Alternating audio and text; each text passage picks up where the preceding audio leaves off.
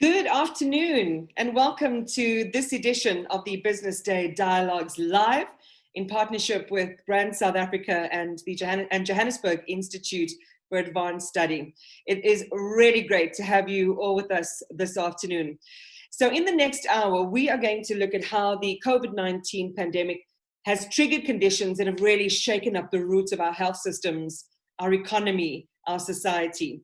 With each daily update on infections and deaths, gender-based violence reports, stories of abandoned children, and millions of jobs lost in this economy, it is our responsibility to look inside the chaos, understand it all, and like Moses, divine ways through its turbulent waters. We want to lead this conversation today with a sense of what we can actually do, what we think will work, and ways in which we can cope, and perhaps even prosper.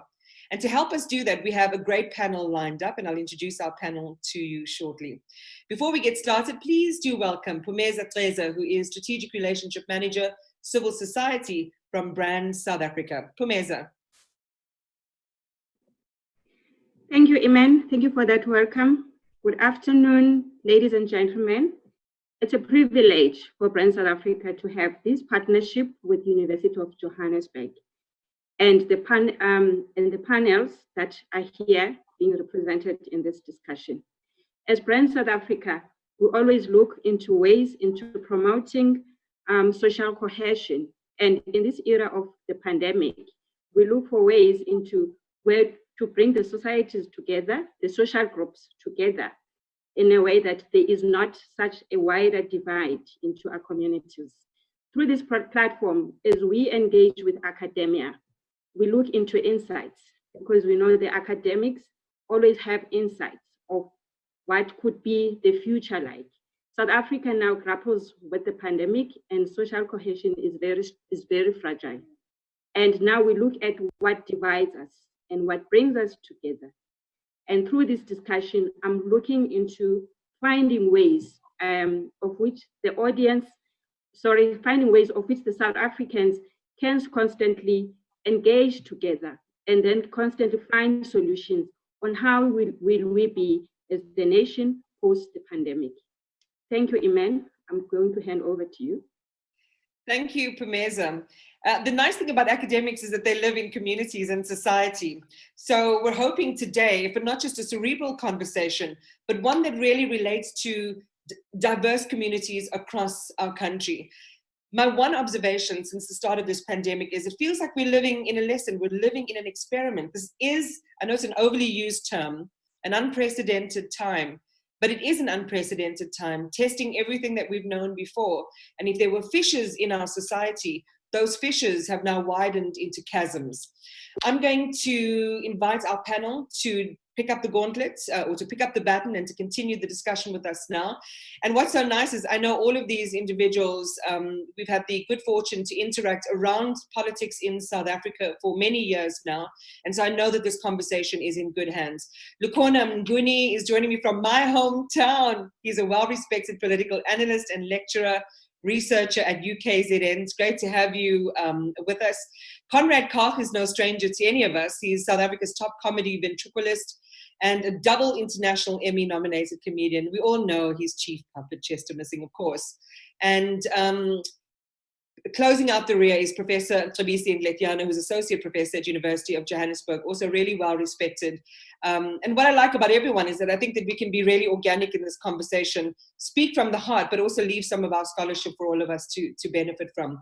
I think let's maybe start with a quick temperature check from each of you. And when I say that I'm going to ask you about your feelings, I don't mean about the breakfast you may or may not have had this morning or where you might be having a little holiday or a break.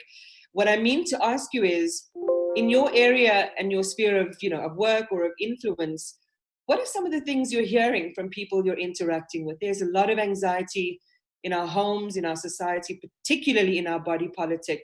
What are you feeling today? And Lukhona, I'll start with you. I'll give the mic to you first. Thanks, Iman. I think the first word that comes to mind is exhausted. There's a bit of exhaustion, burning out. We've been locked up too long. But I think from a politics perspective, there is a bit of exhaustion with malfeasance and wrongdoing. And people are like, can you just stop at some point? You are demanding so much from us, but you are not returning that goodwill. We are trying to behave. We are trying to assist you in your containment measures of COVID-19, in tightening the belt so that there are more resources available, but you just never stop. You keep taking, you keep thieving. And I think that's really what is standing out for me, that corruption is really the highlight. And I think a big highlight in a way, when we saw the president, I mean, pen a 7-page letter. I mean, if you pen anybody a 7-page letter, you know there's. Well, if it was written from, like, say, Napoleon to Josephine, perhaps, but as you say, it was written to the nation in a context where there has been a little bit of political infidelity, we might all argue. It may not be the best thing to receive in the mail. Conrad, you? I feel Lukona's feeling of exhaustion as well, and also trepidation, because this intervention almost of COVID-19 and the recession that's come with it has people asking, well, you know, how will we survive this? Which is really the question most of South Africa was asking the entire time. So I'm hoping that this self-reflection of white people in particular in middle-class South Africa will continue. I'm skeptical, but obviously in my industry, it's shut down. So, you know, it's literally illegal to do what I do for a living. So I think the unknown is something that people who never felt the unknown before are feeling, and I'm wondering where that will go. And to you, Prof. I think your microphone's on mute, darling. You see, I'm a late convert in this business. Anxiety about both the present moment and the future, especially from unemployment. I mean, to have 3 million people lose their jobs is a serious thing. And the prospects of creating jobs are quite dim at the moment. And so one wonders or is anxious about what is likely to happen. What will people resort to in terms of finding alternative ways of income? And how are the police likely to react to that? Crime rates. Zimbabwe next door is going through a further meltdown. So you'll have more and more people coming down here, competing for the same number of jobs that have dwindled down. So I'm a bit anxious, and I think going into next year, there's going to be a lot of disgruntlement, and that unhappiness is going to express itself in somewhat unsavory ways, and our leadership is going to be tested severely. So I'm quite anxious. I think we're looking at a very tough year or two ahead of us. You know, that stat that you pulled out about the 3 million job losses is from a NID study that was taken, you know, in the first 4 months or so, pivoting around the impact of COVID. And the distressing trend that's embedded in that report is that 2/3 of those job losses were women. That women are bearing the brunt of COVID and its effects. What is also distressing is the latest UNDP report that we received about it taking at least 5 years for us in terms of our GDP to return to levels that we were experiencing last year. Our economy is going to decline, more jobs are going to be lost, and each of you have shared a similar kind of anxiety. My thought is each of you, including myself, are employed people, and yet we're anxious. For the millions of people in our country who are unemployed, imagine how exponentially greater that anxiety is. I want you to maybe just share a quick word on, and we'll tease out some of the other themes just now, but maybe let's look at, and one of you touched on it a little bit earlier, the kind of leadership that we need to keep us focused, but along with leadership is the management system. So inside health, enforcement, whether these three entities are connecting in a way that is helping to create and promote stability and order in our society. Lukona? You know, Iman, in a time of crisis, the only thing that gives a sense of calm is a steady trusted hand of leadership. And that hand of leadership must play into some sense of public values. And I think for some time now, in terms of public leadership, we've been trying to grapple with this question. And as you are saying, COVID-19 hasn't really made us see anything unseen before. We have been talking about morality in politics. Books have been written, A Nation in Crisis.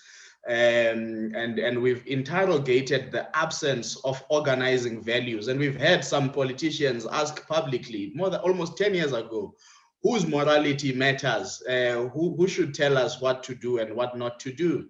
And that sense of not finding consensus just on a value system that can guide us is what probably magnifies the sense of anxiety that we feel. And in fact, I used to say to some people, and Prof would know this, in sociology and political science, the term social distance has been there for a very long time. Some people had never heard about it, but we were talking about it. Unionists like Vavi were talking about it, which is in terms of a difference, a distance between leaders and those that are led. But more than that, it is a distance between social groups, class groups, basically our inequality problem, which exacerbates social cohesion not to be there. And so, you know, the type of leadership we need now, Iman, is one that we can trust that it means what it says, that it will do what it promises to do. Because unfortunately, to emerge out of a crisis, you then need some bold steps to be taken in terms of coming up with some recovery plan to get out of that. And we know this in our personal lives. And at times, I think we don't demand it enough in public life and in public leadership. And that's the kind of leadership that we will need. And of course, it will touch on to other things that we might not talk to about today, but there are interesting debates that we have been having, whether on the wireless or in webinars about the electoral reforms that are mandated now by the Constitutional Court, how we elect our leaders. We also talk about the age of the leaders, the vision of the leaders. So those are all, Iman, but I'm saying even among ourselves, as we say, we need solidarity among ourselves. The only solidarity can be based on a set of some values that we agree on. And I think we need to spend time trashing those out and adopting them. Again, it might be, you know, one of those luxurious conversations to attempt to have in this context where a lot of families who find themselves at, you know, bearing the brunt of this pandemic are just worrying about how I'll wake up tomorrow morning, I'll be safe, I wouldn't have been beaten up through the night, and I'm going to be able to provide some food in our country. Here's the thing, I always say that COVID-19, and I mentioned it at the beginning in the introduction, whatever difficulty, distance, disconnection was there, this has created a magnifying glass over those, which just exacerbates it and had the amplifier effect. Kobisi, maybe you can come in that same UNDP report. It talked about the middle class, and particularly we think of Black families who struggle to get into the middle class, number one. So there's a whole legacy issue that gets us there in the first place, that over 1 million people, I may be corrected on this, 1 million households or 1 million individuals in the middle class will recede out of the middle class and back into the lower classes. There will be that kind of social regression. How serious is that? It's quite serious because if obviously you were of a middle class status and you lose your income, it's not only you who loses that income, but the entire extended family. So quite a number of people around you get affected. And for me, this is where the point about leadership, because this is obviously a crisis, right? But it's a bit tricky undertaking serious reforms in a moment of a crisis during a pinch. Because, I mean, if you think of reform, for instance, one, we don't have sufficient revenue, so we don't have money, right? So you can't obviously subsidize parastatals that are not working. So you have to close them down. That's retrenchment right there. Already SAA has, out of 4,600 staff members, they are going to retrench 3,600. Then you have municipalities or bloated civil service. Senzo Mchunu is already complaining. You need to dwindle it, cut it down, because some of them are just excess staff. right there, retrenchment. Then you go to municipalities. Folks have gone on not paying for electricity. So you need the kind of leadership that will do the necessary things and not simply to placate or pacify. Because if you continue to pacify, then you are deepening the crisis. If, for instance, you look, just one last example on this, you look at how government handled the taxi industry as well as teachers. There's no reason why teachers should be at home. Because there's likely to be more damage with kids at home than at school. Most of them eat at school. Secondly, I'm scared of teenage pregnancy. We already have that problem. If parents are going back to work and the teenagers are back at home, what is likely to happen? In terms of parental control, generally, delinquency issues, right? And yet, if you had these kids at school, well-regulated, sanitized with masks and everything, everybody has comorbidities. It's only just teachers that have comorbidities. Everybody had. But the president conceded to that constituency because it's a powerful ANC constituency. So we cannot go on with that kind of leadership that easily submits to threats and avoids taking the unnecessary decisions. So I don't know if our leadership is capable of that, but this crisis where we are now says they are prone to avoid confrontation and go for easy solutions, meaning to please. And we don't need that going forward, I'm afraid. Right. I mean, I hear you on the easy targets, although in recent weeks, we've been talking to NATU and NAPTOSA and other teacher unions around the lack of PPE provision, the lack of a coherent back to school plan, a concern about, the impact to matric learners writing their exams because there simply isn't enough space, and whether the alternative ideas of, doing the exams in other places is ready, or whether we even have markers, under the age of 60 who would be able to avail themselves for the duty. So that in itself is a really complex thing. And you hear, school governing bodies as well railing against the back to school. So we're in a bit of a conundrum when it comes to that. Conrad, to put to you perhaps this strand of the conversation, just yesterday, I believe it was, we had, or it might have been the day before, but I think it was yesterday, this really sad anniversary to commemorate, and that was the passing of Uyinene Mkhwetyana, sorry. And I remember being in Rhodes at the university last year, talking to her mother and her father and how distressed they were at losing this girl. And of course, we did what we do. We rail, we hashtag, we protest, we wail in our country. And nothing has moved, even though we've got, different interventions from a legal perspective. We have made separate calls, but we're not shifting the needle on GBV. And again, in this context of COVID-19, it has just exacerbated, I hate that word, it's worsened the living conditions of people who must deal with violent partners or live in a violent community. From your perspective, how, and I'm at a loss for words, literally, because I am at a loss for words. It's like we've tried everything. From your perspective, what's next? Where do we go in trying to do something that really materially shifts the needle? We've done laws, we've done calls, but we seem to be perambulating around the same point. So, I'm an odd creature to be in this, in these clever people here. But what happens with me is, because I'm a satirist who deals with social issues, it's all grounded on a understanding of how our society works. And what you're saying now, how do you actually create shifts? How do you, instead of doing a ritual of rebellion, as they call it in anthropology, when you ask Gwede Mantashe or Cyril Ramaphosa, I've got them on TV and I'm going, how do you provoke? Well, first you've got to understand, people ask me all the time, Conrad, can you still do satire in this time? There's nothing to laugh about. This is very serious. People are dying. And you're like, yeah, if you know this country, people will be dying the whole time. Our government can't stop kids drowning in poo at school. This is insanity that we live in a country where kids drown in poo at school, or what happened with Uyinene, that we don't have social justice, and who has human rights, who fits into the narrative of the Rainbow Nation is very much, and who gets treated like who we get outraged about is quite limited. So the further you are from the center, this, that's privilege we're talking about now. So what I say to them is, all that's happened is because of COVID-19 and the recession is we've been forced to expand who we care about, because you can't catch poverty because you didn't wash your hands, but you can catch coronavirus.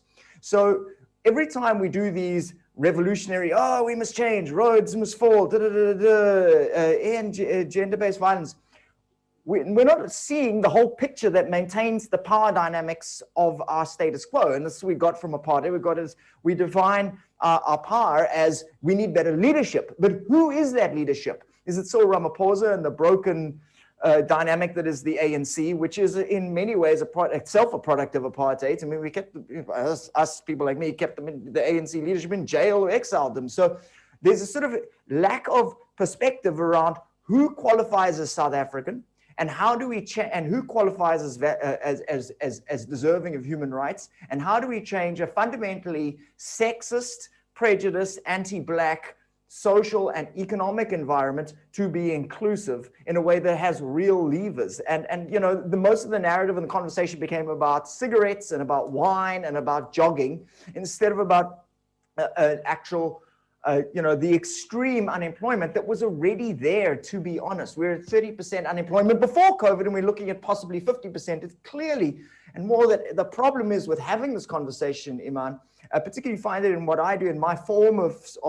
commenting socially, is that the people who need to hear this most, the business leadership who need to we need a perspective of South Africa where civil society, where the politicians, the brokenness of the ANC, the DA's broken leadership, the EFF's, whatever the hell's going on, they come together and see it as everybody's problem to fix. The leadership is not just pointing fingers at Ramaphosa's broken engine, it's about the whole picture. And the problem is that the power dynamics make it very hard for that conversation to happen. There's no platform to provoke a real change in how the conversation happens. So the stuckness of the COSATU situation with the SADTU and the teachers refusing to go to work, or the Eskom employees, you can't fire any because the ANC wants to keep their support.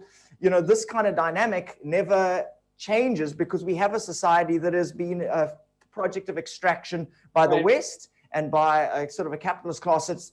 I'm not saying unpack, I'm just saying, how do we need a far more broad perspective of who needs leadership and who counts as South Africans, a revised social contract that we look at who is included in this Rainbow Nation. Just one last note on that. In corporate, I do a lot of talks and work on corporate culture. In my talk, South Africa Junk, but with status, I deal with the idea that corporate culture change programs only work 3 levels down. The CEO goes, we're going to be awesome here at F&B. And then everyone else doesn't care because they're not paid enough. The Rainbow Nation and our cohesive social compact is exactly the same. We are a divided society. Everyone, when I talk about race, are you making it divisive? We're already divided. How do we fix that requires us to have a far more expanded picture of who counts. Conrad was talking, but Lukhona drank the water. So you guys were certainly feeling each other. I want you all, before I move the conversation forward, because we've got to make room for 2 things. We've got to look at where the opportunity lies, and it's very easy when you're looking through the lens of chaos, that there is there's nowhere that we can go to activate our agency. But I want you to note down, which we'll come to towards the end, and we're going to take some questions from the audience as well, is what works and what the opportunity is. Now, that might be a very short list, but I challenge you to kind of make a note of that, and we'll come back to it in just a moment. I'm just going to quickly check if there are any questions, and I'd like to invite those who are listening to please do feed through your questions. You can direct them at Conrad, at Lukhona, or Mcebisi if you want to. Mcebisi, sorry, and you can share that with us, and I will. Why am I doing this? It's in Mcebisi. I'm thinking of 2 people at the same time. I'm sorry. I'm doing my what was that lady's name? Being in 2 places at the same time. Can't remember her name either. Having some early onset Alzheimer's. Witchcraft. I think so. But we'll take your questions and we'll place them directly or point them directly to each of the panelists. So please do keep them coming. You can simply go to your chat function, say your name, maybe tell us a little bit about yourself, and then we'll pose those questions to our panel. What I'm worried about, my esteemed colleagues, is the sense that wherever you look, things are really troubled, things are really broken. You've got the finance minister who's in hot water for making a couple of tweets that, you know, in certain quarters in the presidency breaches the diplomatic threshold, and there are calls for his head. You have the trade unions weighing in on that. And we need at least one sector to look and have the veneer of untouchability and stability. You know, you look to our society and you see abandoned babies, according to shelters that take in abandoned children. Those numbers are spiking and they're out of control. Almost everywhere you look, you can't find a place of solace. And so basically, where should we look then? And how do we begin to have a conversation that says, we're not naive, we're not pretending that things aren't bad, but here's what we can do. And you have to unmute. The very fact that there is a crisis, I think, sharpens the mind. I think we are already anxious, and obviously the worse things get, the more anxious, and at some point I think we become open to solutions. This is the opportunity that in a moment of crisis, obviously something has got to be done. And people are open to agreeing even to things that previously they wouldn't agree to because things were okay, but now things are bad. So you know, let's explore what options are there. So for us, I mean, in political science, you always say, don't waste a good crisis. And this is a good crisis to be taken advantage of. And there are a lot of solutions or proposals going around. I know University of Johannesburg has been telling us that in a country with high unemployment like ours, why would you need a minimum wage? As if you are the only country in town, the only show in town. All countries are desperate to attract investment. So you need to make yourself even more and more attractive, right? We've been talking about exploring oil in places like Port Elizabeth, for instance, in many other parts of the country. We're not doing that. So let's exploit that.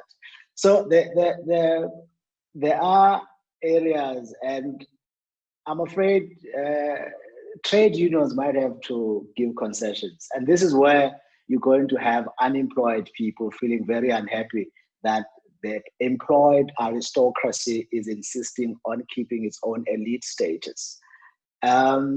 You know, and so leadership will have to, it can't insist on being fashionable.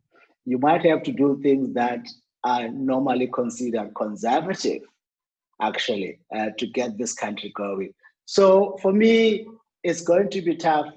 There's going to be a lot of strikes, Iman. You know, the ANC is also, as Conrad was saying, going through its own mess. There will be a lot of corruption prosecutions, which means loss of jobs for them. They are also going to sow even more instability within the ANC. So you are going to have ructions both societal-wide as within the major party. And so it's going to be tough for the president and the cabinet to remain on course. And so what we need is them, if they remain on course and take advantage of these vulnerabilities, it's like blackmail, right? We are already in shit, can I use that word? So we need to do something drastic. So take advantage of that vulnerability, like blackmail people into doing things that ordinarily they wouldn't do. If they do that, then we might reemerge out of this in a year or two, a little bit okay. I mean, I'll come to Lukhona in a second, but I want to hear more about this blackmail idea. To me or Conrad? To you, Khabisi. Oh, okay. Look, minimum wage, for instance, we can't have it like as it is. You should give employers a little bit more leeway, as long as they create more and more jobs, right? The rate at which people go on strike, you can't have that. You need a little bit of more labor instability. So these are the blackmail things. I mean, Gwede Mantashe said this actually beautifully years ago. They'd just come out of, I think it was Polokwane, promising decent jobs and many other things. And at some point, when the workers were reminding Mantashe of where are these decent jobs, because they were not moving on casualization, for instance, against casualization. So Mantashe said, a job. To hell with a decent job. A job is a job. So we're going to have that, a job is a job, to hell with decent jobs, because that's all that people want. So it's that blackmail that, look, I think it's better that we create jobs. It doesn't matter what kind of a job it is, but the point is we need to get people employed. So it is for the president to be, and the cabinet to be Machiavellian, I think. And for them to be Machiavellian, they're going to have to be hard.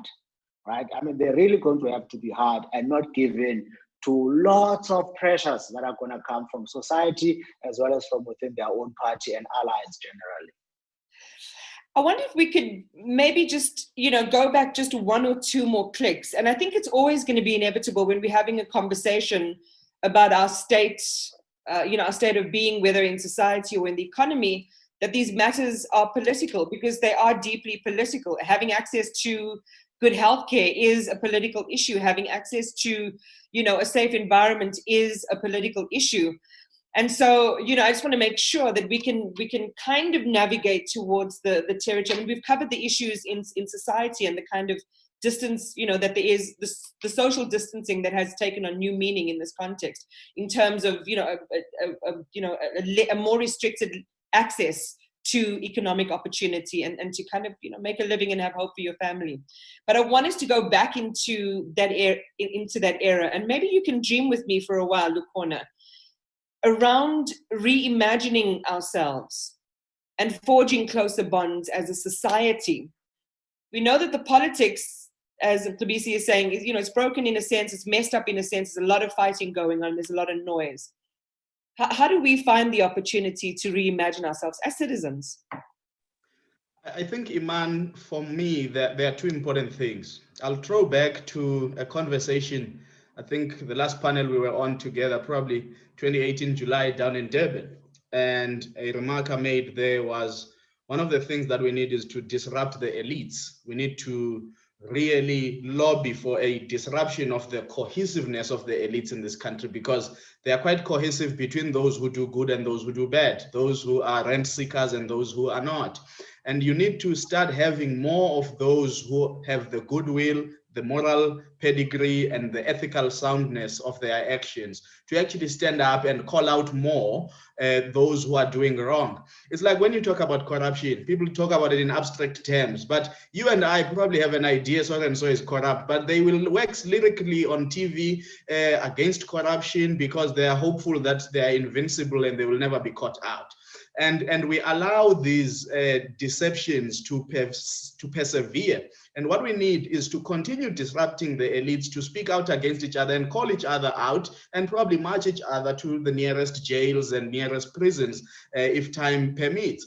But Iman, I see a silver lining in communities. So you are talking about society broadly, but I want to talk about communities. And if you talk about the communities that are now with the high dependency rates, who are going to be hard hit by poverty because of that 2/3 of people losing jobs being women, and many women-headed households being there. But you see, what COVID-19 has done is to further disrupt the social capital of some of those communities, because they could, interface, be there for each other, visit one another. But now even visiting, just to go and check up on your neighbor, do they have enough food? Have they eaten? I mean, I've got grandparents who are in their 80s. At times they are there without anybody working in the house to look after them. And the neighbors and people in the village will pop in and do that. But with COVID-19, you become skeptical of those visits because the virus doesn't move itself, people move it. And that is a severe disruption. But when I look at those communities, Iman, I find confidence that people in actual fact on the ground who are trying to eke out a living under very difficult circumstances are quite bonded, are quite in community, and have have a working social contract that Conrad was referring to. The problem becomes much more to us who are urbanized, who feel we have resources, who feel we are untouchable by crisis. And you know, that's why I sit in a trust and we disperse funds for community development. And we took a strategic decision not to make a contribution to the Solidarity Fund, but we targeted organizations in communities like Dennis Haley Center in Durban that was working very hard with homeless people, an organization that was minding ECD going children for parents who had now gone back to work during level 4. And just recently now we've approved a fund for cerebral palsy living children who do not have a place of care and so on. And I think it's because we are so inspired by what is happening in communities, by people who are still having a spirit of volunteering, who have retired but are running good causes. And I think that's where our learning point is going to be. So you disperse and you are happy that that 300,000 we've dispersed in the last 5-6 months has not been part of PPE scandal where somebody might have thieved and taken. It has gone directly. And I think we must begin to be skeptical of centralized projects like the Solidarity Fund. We must give the civilians what one professor, Italian professor Zamagni, calls civic economy, building the civic economy, decentralizing the economy, allowing people to share what they have and invest in each other where they are. And that's where I find it, because the political change we are all talking about and the leadership change that we are all talking about, unfortunately, and Prof here might agree, I mean, unfortunately, elites don't get hard hit by crisis because they are cushioned by taxpayers. The last people who are going to lose anything are those who first look after themselves and then give the rest to society. So, and of course, there's still corruption even in times of crisis. So they are cushioned from the crisis. They don't feel it as hard as we do. They may be atoning in terms of what they have done, but in terms of where they are, they don't feel it. And that's why I'm saying probably decentralizing, going back to communities and investing in communities, and then probably building from those grassroots movements will probably be the best way to rethink the society that we want to be. You know, I've just had a thought, and Conrad, I'm going to put it to you. This pandemic, you know, can have one or two outcomes. It can either expose you or it can reveal you. It can expose us as, you know, being weak, corrupt, disjointed, selfish, or it can reveal us in the ways that Lukhona is talking about. That as communities, that's where we really show what it means to be a citizen, a real citizen, to care about the other. And I'm wondering, before I go to some of these questions, is where you see us sort of activating that possibility, and whether that is an opportunity for us to, no matter what's happening with leadership and out there, what agency do we have? Yeah, I very passionately agree with a mix of exactly what Lukhona just said about his word civic economy. I love that term, Lukhona, and the prof's concept of blackmail. You know, the thing that power dynamics stay in place until something dramatic shifts them. Something has to happen that shakes up people's taking from the system. So 187 of the top 200 schools in South Africa are in previously white areas. They're Model C, as we used to call them. And 57% of the people at those schools are white. It's much easier for those schools to socially distance. It's not even talking about private schools. Much easier for those schools to socially distance and to do e-learning. So ways that we can shake up the system is, and the reason that stays in place got a lot to do with how the school governing bodies, it was part of the sunset clauses. That's part of how education stayed unequal, and it's been drummed down hard by this lockdown, SUD2 refusing to cooperate. It really was like that, and now it's worse, as we're saying. So civic responsibility would be, civic economy would be, how can the private sector and how can civil society come in and solve that issue? How do we make sure there is data or e-learning happening for poorer areas? How do we make sure that the education gap doesn't increase? You know, that thing of, I think it's 80% of grade 5s can't pass for reading. Yeah, read for meaning. Read for meaning. Thank you for that turn of phrase. So the question of how do we solve it has everything to do with going into the nuanced cracks of where South Africa works and realizing the shift has to happen, as Lukhona is describing, with looking after his parents, but then provoking and opening people's eyes, so having the conversations, so getting the private sector to go. Waiting for government to solve this country is not in your best interests, and it's not going to happen. So do something. And bearing in mind that apartheid was a corporate franchise. This was the Dutch East India Company. So corporates getting involved to fix this country is undoing what was done for corporates. It was a system of cheap labor, and all that's happened now is people's interests, the elite. And this is my only concern, is we keep defining it completely in people like white people's interest to define, and not that we're the evil ones, but it is in our interest to define it as those black dudes running the country. Let's not forget the people killed at Marikana were in the interests of a black guy associated with the ANC in cahoots with a British platinum mine. So we need to define who is responsible for taking leadership. Who is the civil society? And we need to tell them it's your job to help fix this. Well, I think a lot of you, I mean, all of you actually have given us such, a broad look at all of the areas of dysfunction and some of the areas of opportunity in our country.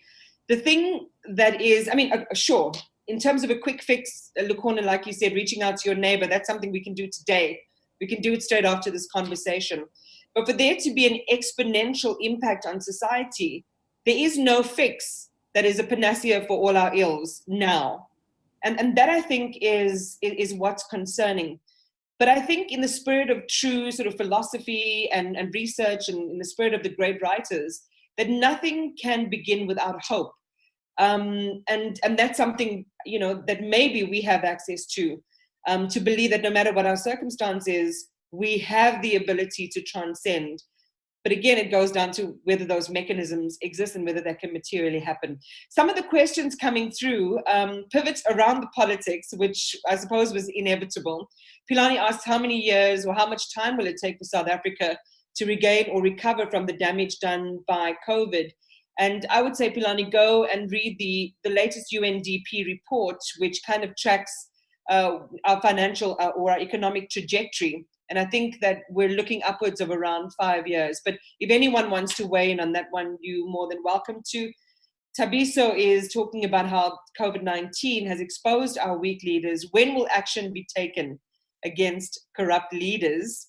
And that one just makes me think of the letter that the president wrote, his tome to the South African public, bearing in mind that the ANC has an internal mechanism even to deal with corrupt and ethical behavior. So, I don't know. And then there was another question around Zandile Gumede, who was sworn back into public office just this week. Will we ever be able to take any talk about tackling corruption seriously?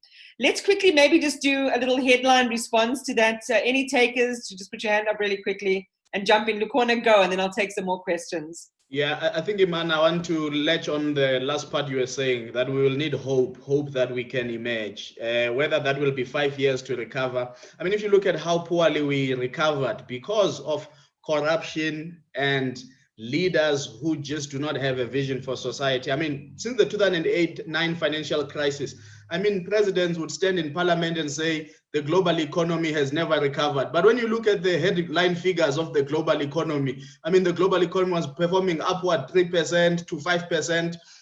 Even this year, the projection was just sub 4% before COVID-19. So you realize that, in fact, leaders have become deceitful, that they try because they think the citizens don't know what the global economy is like, or the citizens can't see that 10 of the most emerging economies in the world, many of those were in Africa, right next to us, Rwanda and the likes. So we never recovered. And yet in 2008 and 9, the impact of the economic meltdown was quite clear in terms of focus, in terms of industries and so on. With COVID-19, it's way too broad.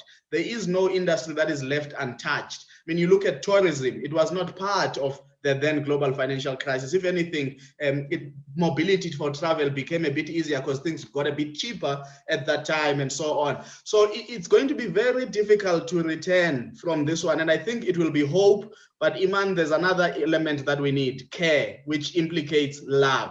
You can't have people who lead that do not love their society. All liberation theory that you will read, in fact, I mean, from your Che Guevaras and others, they tell you the first ingredient that you need is to love the people that you lead. I want to disagree with something you've said vehemently, Lukhona. The webinar industry is booming, I can tell you. Well, Prof. Letyana has a good idea for you there. He says once lockdown is over, the webinar industry will take such a dive that it might die. I actually quite like broadcasting with the business, from the waist up, and Saturday from the waist down. So let me bring this question to you, Prof. It's from Karen Brockenshow, who says, hi, I'm Karen. I've got a cousin named Karen, so I don't know if it's Karen or Karen, from the Domino Foundation in Durban. How do we dream of the possibilities in the eye of the storm?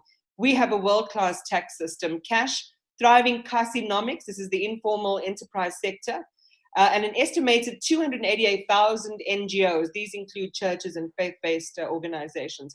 How do we co-labor more effectively? And I think that's a really beautiful, focal point.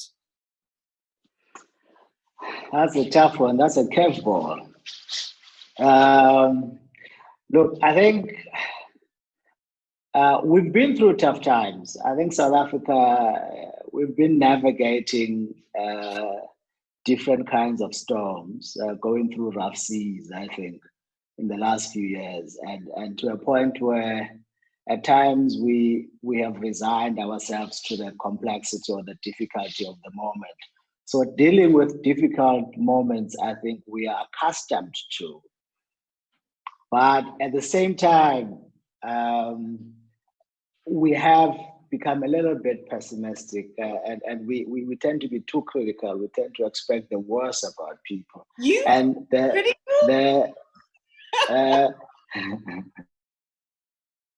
The headlines can be a little bit depressing most of the time, right? But I think how do we get hope? Maybe in our own communities, but most importantly, from those who have the authority to change things in a big way. And of course, as Lukhona was saying, people in the township do take care of neighbors. You still have, that spirit, community spirit, solidarity. But to make the sun shine even more, I think you need to have political leaders leading by example. Because those are people who can change things in a much more dramatic way. You and I can give you some money here and there, I can give you, whatever, but that's not sustainable.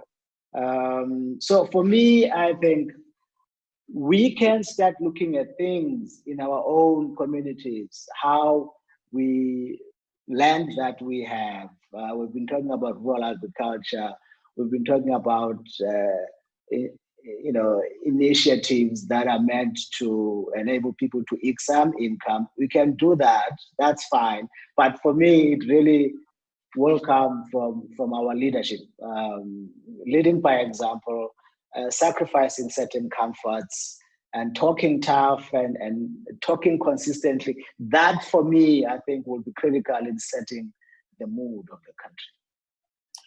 I think I want to pivot back to, and I hate that word as well, it's one of the most worn out words in our lexicon recently, along with agile. Everyone's doing a little breakdowns there. But Karen's point about co-laboring, and we look at the informal sector. I mean, the last statistic that I saw from the Human Sciences Research Council was 1 in every 6 South Africans who work in the informal sector, and those figures, could probably be higher. And those are industries that have shown the highest resilience, because sometimes, that they change and they really, really, really do fight for survival. The SME sector is another opportunity for growth in our country, and it's also an opportunity for women to own businesses and get funding. The nice thing about being in August month and in this webinar season is that I've attended quite a few webinars and hosted quite a few webinars, particularly on economic opportunities with the DFIs. These are the development funding institutions for women. It's just that a lot of people don't know where to go. Conrad, if you think about that, even in this crazy sort of dysfunctional dystopia that we are living in right now, there are opportunities, but the information flow between what exists and the people who need them the most, for example, investment in rural women's farming or in entrepreneurs or in funding and grant funding for businesses, a lot of that information isn't disseminated. And there's also an oppression that happens by not getting it to the people that need it.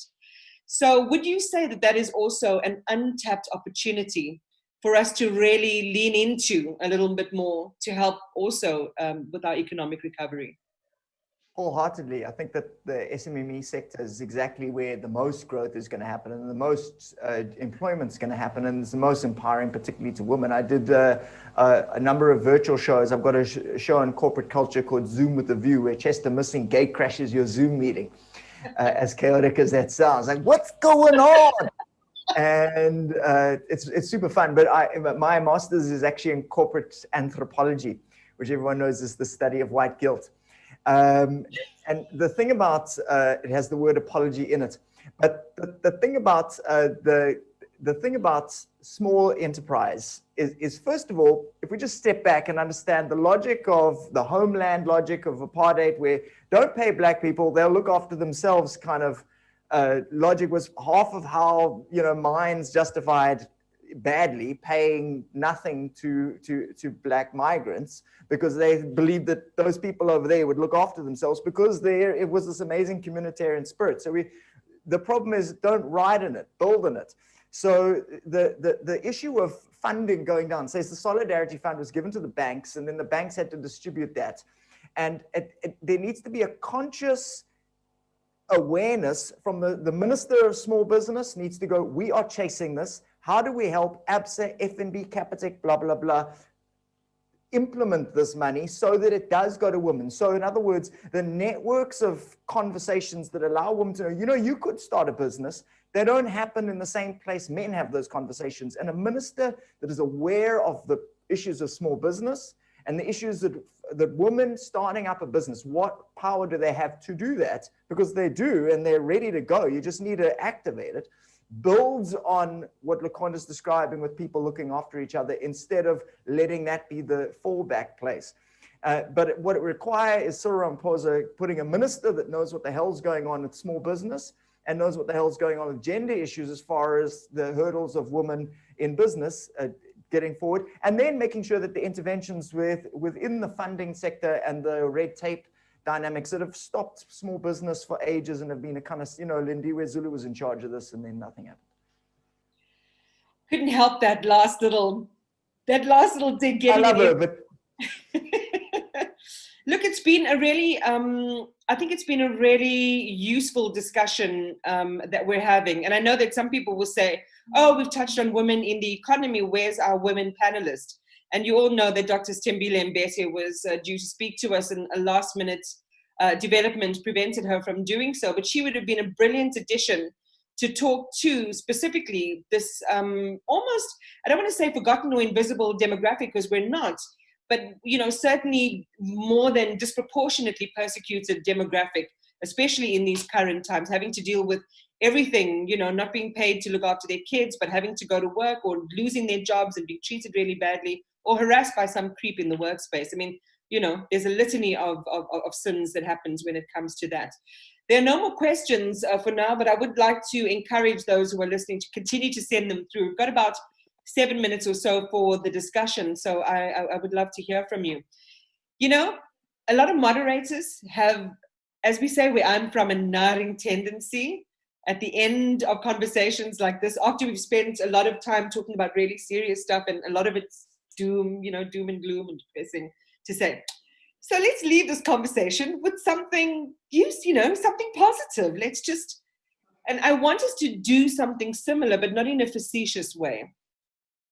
Because the responsibility of commentary in these times is incredibly serious, and it's grave in a sense, because We rely on your experience, on your academia, on your, on your access to all of this information that ordinarily we wouldn't see, to give us a way to legitimately, nail our colors to a mast that's going to lead us in a direction, or, take us somewhere good, So that's what I invite you to do in these closing moments of this webinar. Lukhona, I think you had the biggest gulp of water, so I'm going to allow you to start. Khabisi, I'll come to you after that, and then some final words from Conrad. That was a while ago, but I see Conrad is reaching for his water now. Iman, what we enjoy as academics is to choose what we wish to focus on in terms of research, especially.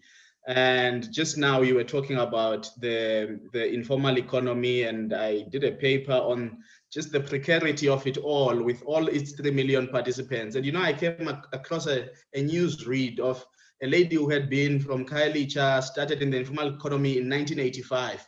But within a week of closure of her business, she couldn't feed herself. So you can imagine 35 years slogging out, but you're unable to feed yourself just after a week of lockdown. Now, I know that's not good news, but the good news is that there is a project, we are plugged into trying to see how the informal economy will recover, how new participants, because of job losses there, will shut out some informal economy participants, because those who come now may have some capital in the form of their UIF payouts or whatever retrenchment packages that they have. Then they would have capital to outbid some existing informal economy people. But I think the whole of that work is to try and say, let us be serious about informal economy policy. I think it's about time. We just can't have ShopRite having mobile spaza shop in townships and really putting out of business people in the township, but we talk township economy. And that's what I think we need to do, those of us who have the voice, or however small it is, to try and really drum it into the ears of policymakers to stop certain things, stop police from arresting people who are selling simply because they don't have a license. Do it better, because when you confiscate, you not confiscate a livelihood, you render them into poverty. So I think that's the kind of work, Iman, from now, particularly on the informal economy, which I'm quite very passionate about. Yeah, I can hear that. And also, possibly a more Solomonic, and I'm talking Solomon only in the context of meting out justice, not in some of the other stuff, because he had a very busy social life, did Solomon. But, to look at things on a real human and case-by-case basis when it comes to the way we prosecute people, especially informal traders like women on the side of a road in a context of great deprivation. Khabisi?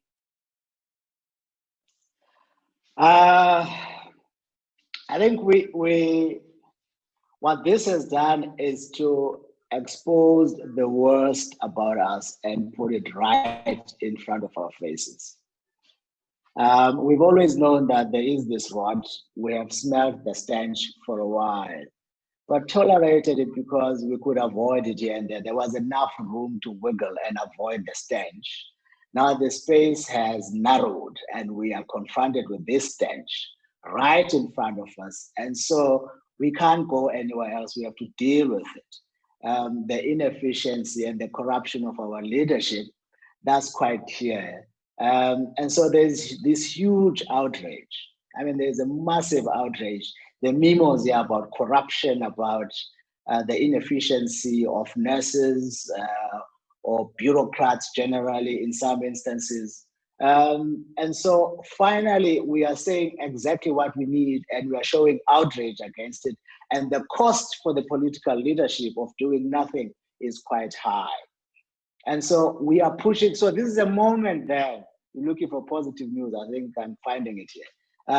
This is a moment to clean up the system, because we can't avoid it anymore, right? And so in cleaning up the system, we are revising our standards. We are revising our standards and lifting the bar a little higher. So in a way, we are turning a corner. I think this is what this moment portends. It hasn't quite happened yet, but I think the prevalence of corruption that we have seen at a height of a crisis to steal money. I guess if people could steal money for Mandela's funeral, they can steal pretty much anything, right?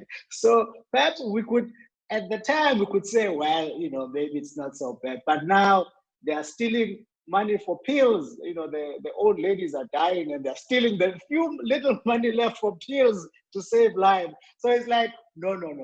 This is a bit too much. So this is where the crisis has driven us, to completely reject everything ugly about us, which we have known but tolerated. And now there's a final push. And with that final push, I think we are likely to turn a corner. And I think the political system is going to change a little bit, the kind of leadership that we're going to have. Things are going to come to a head next year and even after that. So for me, that's where the silver lining, I guess, if one is to identify it.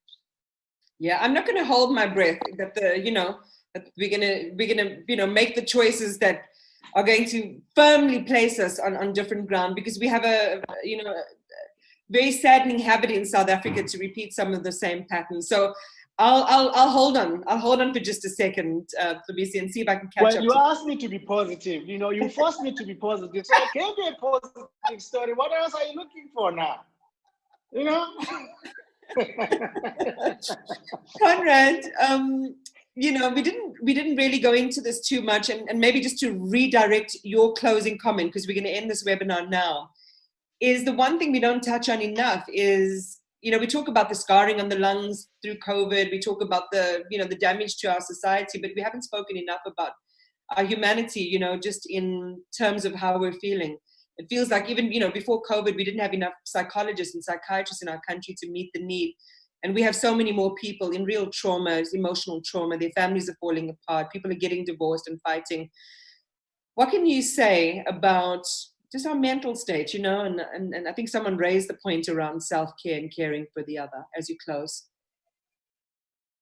The entire premise of what I do, and I have a corporate talk in this about revising the social contract, is to understand the concept of empathy, as Lukhona referred to as care. Who do we care about? And to start to have a care that, my wife, who is of color, goes through stuff that I will never go through. So to understand that I'm not living on 350 Rand a day, so a month. So to understand, lucky to live on that a day. Hey? No, and exactly. So understand the relative levels of privilege going on in this, and how people living on 50% of this country is living on 40 Rand a day. The upper bound poverty line, which is 40 Rand a day. Nando's meals have more privilege than your average South African. So to have heart, which is what we needed to do in 1994. And I'm saying what I'm excited about is this has created a door opening. Even the most libertarian investment bankers going, yeah, but what about poverty? And we need to slam down on that space and keep talking about it. Keep talking about Esmagashule. Keep talking about apartheid reparations. Keep talking about how we can restructure this entire country to work for the people who live in it. With love. One would swear that you're a professional speaker, because you ended it like that. Thank you to each of you. I mean, I have the highest respect for you. I do also have a lot of love for each of you. So thank you so much for availing yourself today and for being with us. And of course, on behalf of Brand South Africa and the Business Day Live Dialogues, thank you for availing your time. Really do appreciate it. There is a recorded session. It's going to be available. Further information is to be included in your thank you mailer. It's going to be sent to you. Again, thank you to Brand South Africa and Johannesburg Institute for advanced study for their partnership. Go well, everyone. And I think the one most important thing to take out of this conversation is show yourself some love. Okay, show yourself some love and show others some love, because that's the one thing we can control in these crazy times. So take care and be blessed.